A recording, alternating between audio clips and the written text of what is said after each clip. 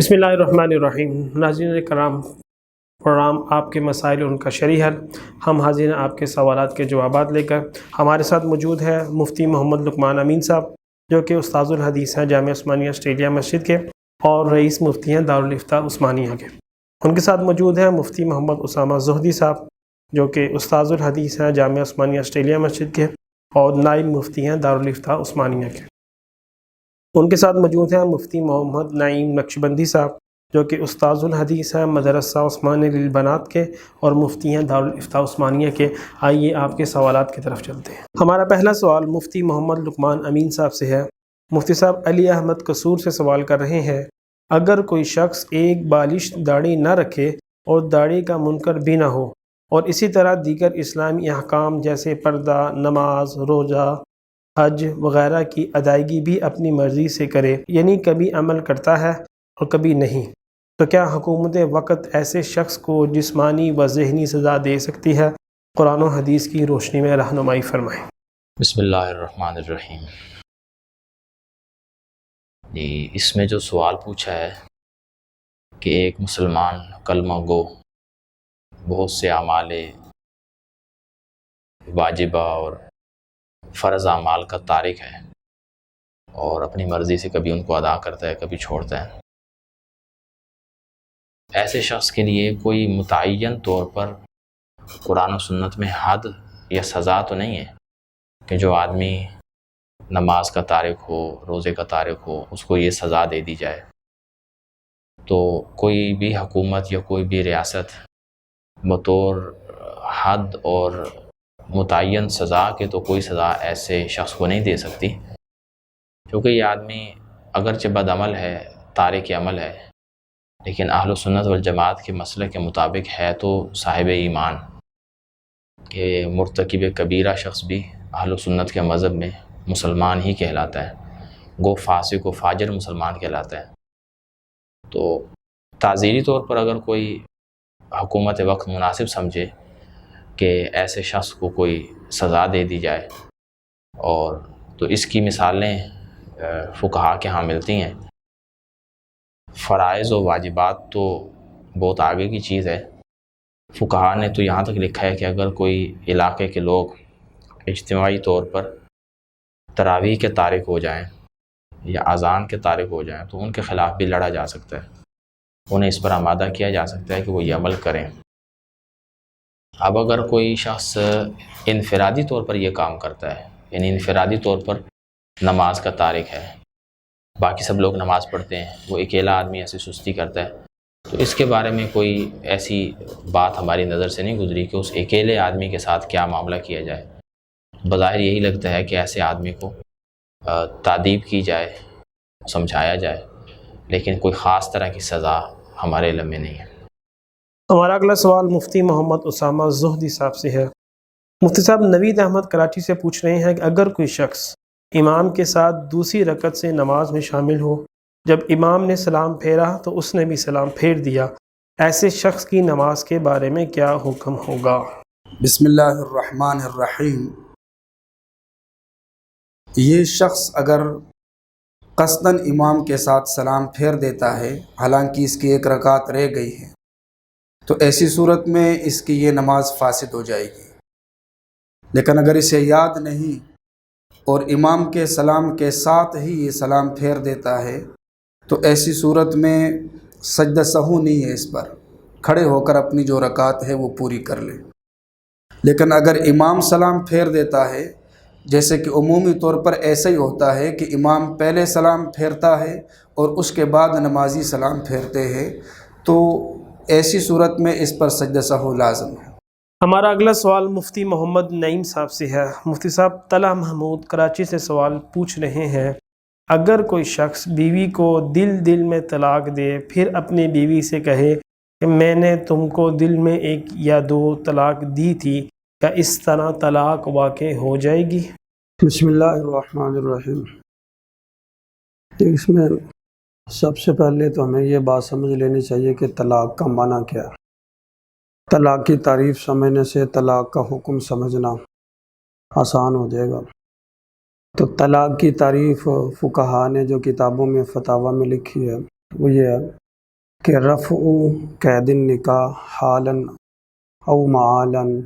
بلفظ مخصوص، کہ نکاح کو ایک موجودہ یا آنے والے زمانے میں مخصوص لفظ کے ساتھ ختم کرنا، یہ طلاق کا معنی ہے۔ تو دل میں طلاق کے بارے میں خیالات یا سوچنا، اس سے طلاق نہیں ہوتی۔ مسلم شریف کی روایت ہے، نبی کریم صلی اللہ علیہ وسلم نے فرمایا کہ ما لم تعمل بہ او تتکلم، کہ جب تک اس پر عمل نہ کر لیا جائے یا اس کا تکلم نہ کر لیا جائے، اس وقت تک وہ کلام شمار نہیں ہوتا۔ تو لہٰذا طلاق تب ہوگی جب اس کا تلفظ کیا جائے گا۔ اس کی تعریف بھی ہم نے کی، تو تعریف سے بھی طلاق کا تعلق تلفظ سے ہے، سوچنے سے، خیالات کے ساتھ طلاق کا تعلق نہیں ہے۔ لہٰذا صرف وسوسے سے یا دل میں خیال آنے سے کہ جی ایک دے دی دو، تو اس طرح طلاق نہیں ہوگی۔ طلاق کے لیے زبان سے تلفظ اور اس کا لفظ کا ادا کرنا وہ ضروری ہے۔ ہمارا اگلا سوال مفتی محمد لقمان امین صاحب سے ہے۔ مفتی صاحب محمد حیدر اسلام آباد سے سوال کر رہے ہیں، کیا خواتین مسجد میں باجماعت نماز پنجگانہ ادا کر سکتی ہیں؟ حضور صلی اللہ علیہ وسلم کی حیات مبارکہ میں کیا معمول تھا اور اب کیا حکم ہے؟ بسم اللہ الرحمن الرحیم۔ خواتین کا مسجد میں نماز پڑھنا جماعت سے یا جماعت کے بغیر بھی مسجد میں آ کر نماز پڑھنا، اس کے بارے میں رسول اللہ صلی اللہ علیہ وآلہ وسلم کے زمانے میں جو عمل منقول ہے وہ ایک طرف، لیکن اللہ کے نبی صلی اللہ علیہ وسلم نے عورتوں کی نماز کی ادائیگی کی جو بہتر صورت بیان فرمائی ہے وہ دوسری طرف۔ روایات سے اس بات کا پتہ چلتا ہے کہ خواتین اللہ کے نبی صلی اللہ علیہ وسلم کے زمانے میں نماز پڑھنے کے لیے مسجد میں آیا کرتی تھیں، لیکن کیا ساری عورتیں آتی تھیں یا بعض عورتیں آتی تھیں؟ اس چیز کی کوئی یقینی شہادت ہمارے پاس نہیں ہے کہ سارے لوگ نے خواتین کو مسجدوں میں نماز کے لیے بھیجتے تھے یا خواتین ساری کی ساری مسجد میں آتی تھی۔ ہاں، یہ بڑی تعداد آتی تھی بہرحال، لیکن اللہ کے نبی صلی اللہ علیہ وسلم کا جو ارشاد عورتوں کی نماز کے بارے میں متعدد روایتوں میں ہے وہ یہی ہے کہ آپ نے خواتین کو نماز مسجد میں ادا کرنے کے بجائے گھر میں ادا کرنے کی ترغیب دی ہے، اور گھر میں بھی صحن میں ادا کرنے کے بجائے کسی کمرے میں، اور کمرے میں بھی کہیں درمیان میں ادا کرنے کے بجائے کسی کونے میں نماز ادا کرنے کو سب سے بہتر قرار دیا۔ تو بظاہر یہی لگتا ہے کہ اس فضیلت کو اور اس بہتری والی صورت کو سن کر بہت سی صحابیات اسی پر عمل کرتی ہوں گی، گو کہ بعض صحابیات مسجد میں بھی آتی تھیں، لیکن حضرت عمر فاروق رضی اللہ تعالیٰ عنہ کے زمانے میں آپ نے خواتین کو مسجد میں آ کر نماز ادا کرنے سے روکا کہ اللہ کے نبی صلی اللہ علیہ وسلم کا جو بہترین زمانہ تھا، اس زمانے میں بھی اکا دکا واقعات ایسے ہوئے تھے، تاہم خیریت اور افضلیت غالب تھی اس زمانے میں، چنانچہ خواتین مسجد میں آیا کرتی تھی، نمازیں پڑھتی تھیں، لیکن حضرت عمر فاروق رضی اللہ تعالیٰ نے احتیاط کے پیش نظر اس سے منع فرما دیا۔ اب پہلے جیسے حالات نہیں ہیں، بہت سے لوگ نو مسلم ہیں، وہ ان نزاکتوں سے واقف نہیں ہیں، تو انہیں مسجد میں آنے سے آپ نے منع فرمایا۔ تو روایات میں آتا ہے کہ کچھ خواتین حضرت عائشہ صدیقہ رضی اللہ تعالیٰ عنہ کے پاس یہ شکایت لے کر گئیں، تو آپ نے سننے کے بعد فرمایا کہ اگر اللہ کے نبی صلی اللہ علیہ وسلم بھی اس وقت حیات ہوتے تو وہ آپ کو یہی حکم دیتے۔ اس لیے عورتوں کو عہد فاروقی سے ہی مسجدوں میں جانے سے منع کر دیے گئے۔ یہ حکم حضرت عمر فاروق کا ہے، اور اسی حکم پر بنا کرتے ہوئے اور اللہ کے نبی صلی اللہ علیہ وسلم کی وہ احادیث جن میں آپ نے خواتین کو گھر میں نماز پڑھنے کی ترغیب اور فضیلت بیان فرمائی ہے، ان پر بنا رکھتے ہوئے فقہائے کرام نے عورتوں کو مسجد میں جماعت کے لیے جانے کو مکروہ تحریمی قرار دیا ہے۔ لہٰذا اب جب کہ شر غالب ہے، فتنہ و فساد کا زمانہ ہے، اور اس بات کا قوی اندیشہ ہے کہ اگر خواتین اپنی نمازوں کے لیے دن میں 5 مرتبہ مسجد میں جائیں گی تو نقصان ہوتا ہے، اور پردے کے بھی مسائل ہیں، دیگر بھی۔ فقہائے کرام عورتوں کو مسجد میں جانے سے روکتے ہیں کراہت تحریمی کے اعتبار سے، تو عورتوں کو گھروں میں نماز پڑھنا ہی بہتر ہے، لہٰذا انہیں گھروں میں ہی نماز پڑھنی چاہیے۔ ہمارا اگلا سوال مفتی محمد اسامہ زہدی صاحب سے ہے۔ مفتی صاحب، کامران اسلم فیصل آباد سے سوال کرتے ہیں، کسی کو کرائے پر مکان دینا ہو تو کیا اس سے ایڈوانس پیسے لے سکتے ہیں؟ اگر ایڈوانس لیں تو کتنی رقم لینا مناسب ہوگی؟ بسم اللہ الرحمن الرحیم۔ ایڈوانس کی رقم شرعاً بالکل جائز ہے، اور مالک مکان کے پاس یہ رقم بطور قرض رہے گی، یہ اس میں تصرف بھی کر سکتا ہے اور خرچ بھی کر سکتا ہے، لیکن جب کرایہ داری کا معاہدہ ختم ہو جائے تو اس رقم کو واپس لوٹانا کرایہ دار کو یہ اس کے لیے لازم ہے، مالک مکان کے لیے لازم ہے کہ یہ رقم واپس دے دیں۔ باقی کہ ایڈوانس کے طور پر کتنی رقم، تو اس میں تو عام طور پر علاقے کو بھی دیکھا جاتا ہے، علاقے کی جو ترتیب ہو، مکان کو بھی دیکھا جاتا ہے کہ قیمتی مکان ہے، اور اس کے علاوہ اور بھی بہت ساری وجوہات ہیں جنہیں دیکھا جاتا ہے۔ مثلاً جو کرایہ دار ہے اسے بھی دیکھا جائے کہ بااعتماد ہے، بھروسے والا ہے یا نہیں، تو زیادہ رقم بھی لی جا سکتی ہے اور کم بھی لی جا سکتی ہے۔ ہمارا اگلا سوال مفتی محمد نعیم صاحب سے ہے۔ مفتی صاحب، عمران بٹ گجرانوالہ سے سوال کر رہے ہیں کہ سر کے بال رکھنے کا مسنون طریقہ کیا ہے؟ لوگ مختلف طریقے کی کٹنگ کراتے ہیں، اکثر لوگ سر کے اوپر والے حصے کے بال بڑے رکھتے ہیں اور کان کے پیچھے اور سر کے پچھلے حصے کے بال چھوٹے رکھتے ہیں، اس بارے میں کیا حکم ہے؟ جی، ایک بالوں کا مسنون طریقہ جو نبی کریم صلی اللہ علیہ وسلم سے ثابت ہے وہ یہ ہے کہ آپ کے بال 3 طرح کے تھے، جس کو کتابوں میں وفرہ، لمہ اور جمہ کے ساتھ ذکر کیا گیا۔ وفرہ ان بالوں کو کہا جاتا ہے جو آپ کے بال کانوں کی لو تک آتے تھے، ان کو وفرہ کہا جاتا ہے، اور لمہ ان بالوں کو کہا جاتا ہے جو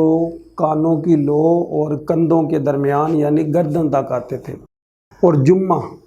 ان بالوں کو کہا جاتا ہے جو بال کندھوں تک آتے تھے۔ تو عموماً آپ صلی اللہ علیہ وسلم کے بال جو ہیں وہ یہ کانوں کی لو تک ہوتے تھے۔ کبھی آپ صلی اللہ علیہ وسلم سفر کے لیے چلے جاتے یا جہاد کے لیے چلے جاتے، یا کوئی اور ایسا مسئلہ ہوتا کہ بال کٹوانے کا موقع نہ ملتا، ٹائم نہ ملتا، اس وجہ سے آپ کے بال کندھوں تک بھی گئے ہیں۔ بہرحال یہ تینوں سنتیں ہیں، وفرہ بھی سنت ہے، لمہ بھی سنت ہے اور جمہ بھی سنت ہے۔ لیکن آج کل جو ہمارے معاشرے میں خرابی آ رہی ہے وہ 2 طرح کی آ رہی ہے۔ ایک تو سائل نے اپنے سوال میں خود ذکر کر دیا کہ دائیں بائیں سے اور پیچھے سے چھوٹے بال لوگ رکھتے ہیں اور اوپر سے بڑے بال رکھتے ہیں۔ اس کا تو ترمذی شریف میں واضح طور پر بیان آ گیا، غالباً حضرت ابن عمر کی روایت ہے کہ آپ صلی اللہ علیہ وسلم نے ایسے بالوں سے منع کیا ہے کہ دائیں سے بائیں سے پیچھے سے چھوٹے اور اوپر سے بڑے ایسے بال نہیں کاٹنے چاہیے۔ اور ایک اور ہمارے معاشرے میں لوگ جو ہے نا وہ بال نبی کریم صلی اللہ علیہ وسلم کے زیادہ سے زیادہ کندھوں تک تھے، لیکن آج کل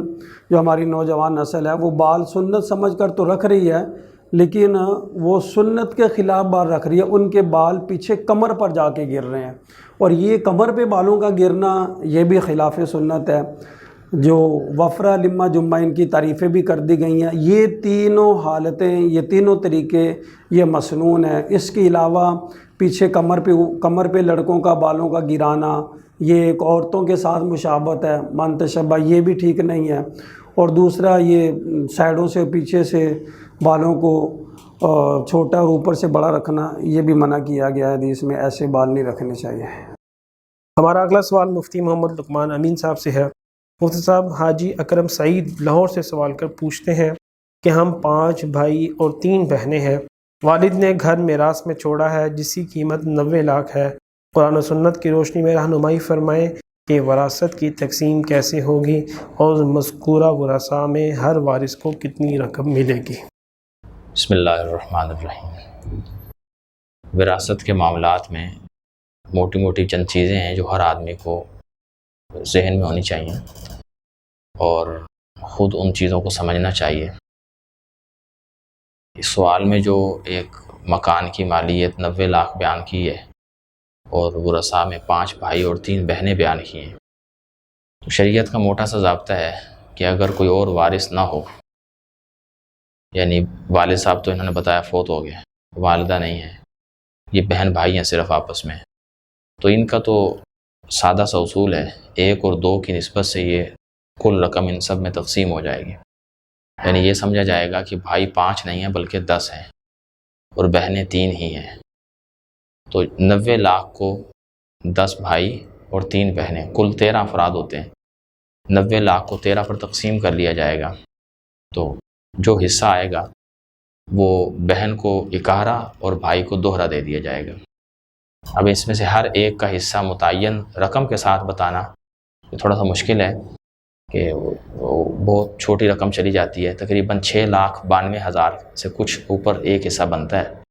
تو بہنیں 6,92,000 کی مالک ہوں گی اور بھائی اسی رقم کو 2 نہ کر لیں گے، یعنی 6 کو 6,92 ضرب دے دیں 2 سے، تو جو جواب آئے گا وہ ایک بھائی کا حصہ ہوگا اور بہن کا حصہ 11 یعنی 6,92,000 کے قریب ہوگا۔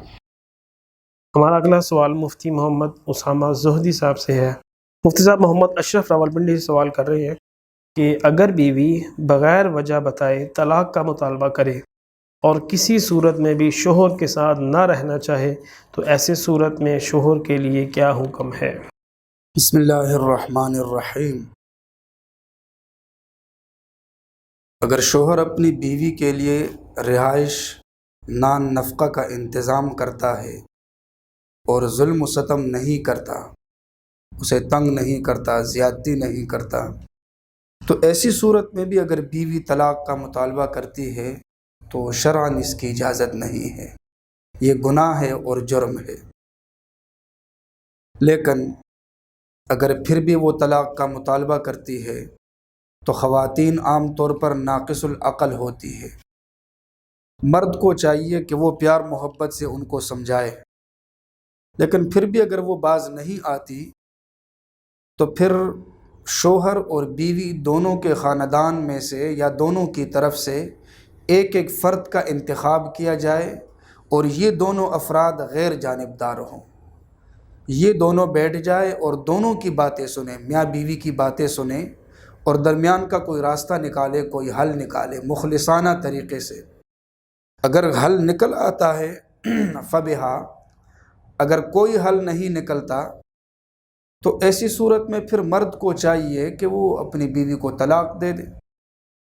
لیکن پھر بھی اگر مرد کہتا ہے جی میں نے طلاق ہی نہیں دینی اور بیوی کا مطالبہ ہے تو بیوی کے لیے پھر یہ ہے کہ وہ لین دین کر کے خلا کا مطالبہ کرے۔ ہمارا اگلا سوال مفتی محمد نعیم صاحب سے ہے۔ مفتی صاحب محمد فاروق جنگ سے سوال کر رہے ہیں کہ ہماری مسجد میں مکھیوں پر سپرے کی گئی، دوران نماز مری ہوئی مکھیاں پاؤں کے نیچے آتی ہیں اور ان کی غلاظت پاؤں اور جسم کے دوسرے حصوں کو لگتی ہے۔ سوال یہ ہے کہ مکھیوں کی غلاظت جسم یا کپڑوں کو لگنے کا کیا حکم ہے اور نماز ہو جاتی ہے یا نہیں؟ دیکھیے یہ جو مکھیوں کی غلاظت ہے یہ یا تو اس کا خون ہوگا مکھی کا کہ پاؤں کے نیچے سے آئے گی، وہ کوئی معمولی سا خون ہوگا، یا غلاظت سے مراد اس کا مکھی کی نجاست ہوگی اور وہ بھی بہت کم مقدار میں ہوتی ہے کہ بسا اوقات آدمی اس سے بچنا بھی چاہے تو اس سے بچ نہیں پاتا، لیکن پھر بھی تاہم ہم دیکھیں گے کہ جو غلاظت لگی ہے وہ زیادہ مقدار میں ہے یا تھوڑی مقدار میں ہے۔ اگر تھوڑی مقدار میں ہے کہ بالکل معمولی سی ہے تو وہ تو کپڑے پر یا جسم پر لگنے سے اس سے کوئی حرج نہیں آئے گا، لیکن اگر وہ زیادہ مقدار میں ہے، خون بہت ساری مکھیاں جیسا کہ سپرے ہے بہت ساری ہو سکتا ہے بہت ساری مکھیاں وہاں پر ہوں اور بہت ساری مکھیوں کا جرا غلاظت خون وغیرہ لگ جائے، تو اب اگر وہ خون زیادہ ہوگا تو اس صورت میں وہ پھر جو ہے نا اس کو دھونا پڑے گا، کپڑے کو بھی اور